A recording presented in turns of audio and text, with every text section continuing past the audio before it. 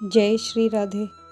आइए सुनते हैं क्या तंत्र विद्या सच में है, और अंत में सुनिए कि आपके कर्मों के हिसाब से आपको अगला जन्म किसका मिलेगा। है, ऐसा है कि तुम्हारे ऊपर अगर तंत्र कर दिया जाए तो तुम परेशान हो जाओगे। तुम्हारे ऊपर मारण लगा दिया जाए तो 10 दिन में मर जाओगे।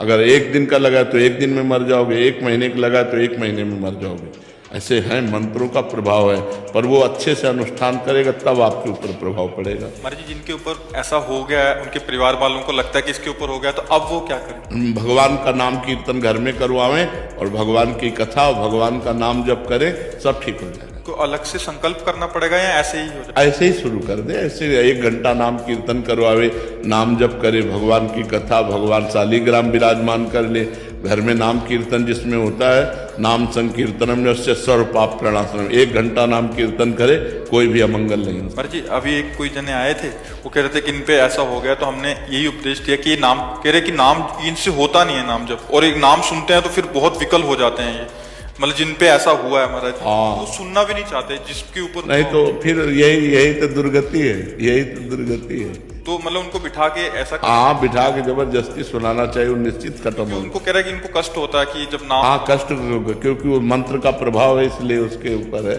नहीं तो नाम जप से भूत प्रेत उतर जाए, सब ठीक हो जाए। नाम जप में बड़ी सामर्थ्य, बड़ी सामर्थ्य है। मैं देखकर विवाह से डर सा लगने लग गया है कि जो भी विवाह करके आएगी वो कहीं मेरे भगवत मार्ग में बाधा ना बन जाए। है तो बहुत है भयावह की, तो ब्याह है तो खतरे का मोल लेना आजकल, क्योंकि बॉयफ्रेंड गर्लफ्रेंड ये सब जो चल रहा है ना, ये बहुत विषैला चल रहा है। क्योंकि मान लो जैसे अब 2-4 लड़कों से जो मिली हुई है, वो एक पति को भगवान मानकर कैसे पूछ सकती, बड़ी समस्या है। बहुत पवित्र लड़कियां हैं जो अपने जीवन को पवित्र रखे, पर है बहुत कठिन। पवित्र आचरण विहीन हो रहे हैं तो अपने को पवित्र की आशा कैसे हो सकती है?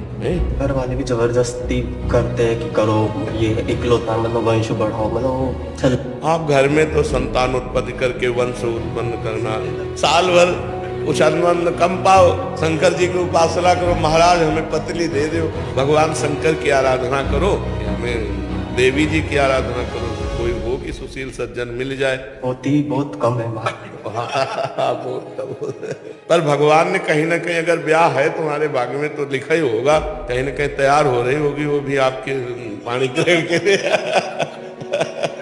आपका जो प्रश्न है बहुत गंभीर प्रश्न है, क्योंकि स्कूलों में नए बच्चे जो थोड़ा अच्छे, वो भी मतलब भ्रष्ट मार्ग में जा रहे हैं, जैसे नशा करना, गर्लफ्रेंड बॉयफ्रेंड बनाकर व्यभिचार करना, ये सब बहुत गंदी बातें हो रही हैं हमारे देश में। पहले हमारे समय में तो था ही नहीं, गंदी भावनाएं नहीं थी। अभी जब से मोबाइल चला ना, तब से गंदी भावना का बच्चों में सृजन हो गया, गंदी बातें। अब तो लिव इन रिलेशन भी चल गया है।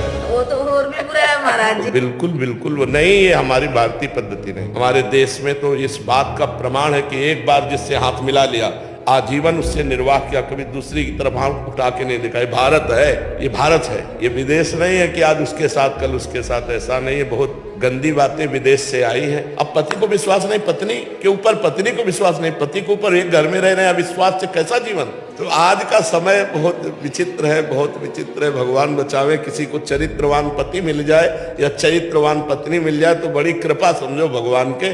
नहीं तो आजकल देखो सब चरित्र विहीन हो रहे हैं, नए बच्चे विशेष। हमें लगता है सुधार करो भाई, जो सुन रहे हो, अपने चरित्र को पवित्र रखो, अपने जीवन को महान बनाओ। ये सब गंदी बातों से कोई महान नहीं बनता है। जो अपनी भाई की स्त्री का गलत भाव, तो वो कछुए की योनि प्राप्त होता है, बड़ा कष्ट में जीवन उसका व्यतीत होता है।